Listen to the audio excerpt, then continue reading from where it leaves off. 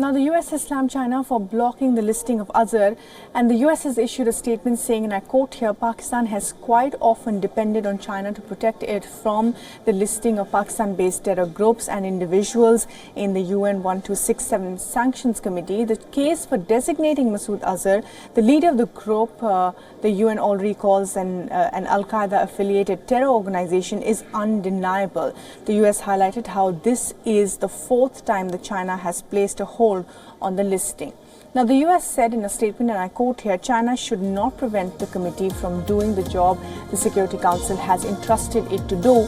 China's move to hold the listing is inconsistent with its own stated goals of combating terrorism and furthering regional stability in South Asia.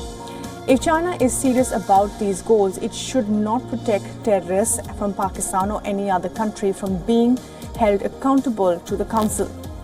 If China continues to block this designation, responsible member states may be forced to pursue other actions at the Security Council. It shouldn't have to come to that.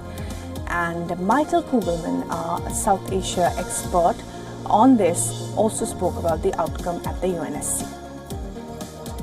I think that there is an expectation that this may have been the time that China decided to relent and not block the designation, and for several reasons. One is that there has been growing international pressure on China to really agree with the rest of the members of the UN Security Council and really agree with the rest of international opinion, which, in the aftermath of the Pulwama attack and the latest India-Pakistan crisis, there's been a lot of pressure on Pakistan to deal with its terrorism problem. So that's one factor.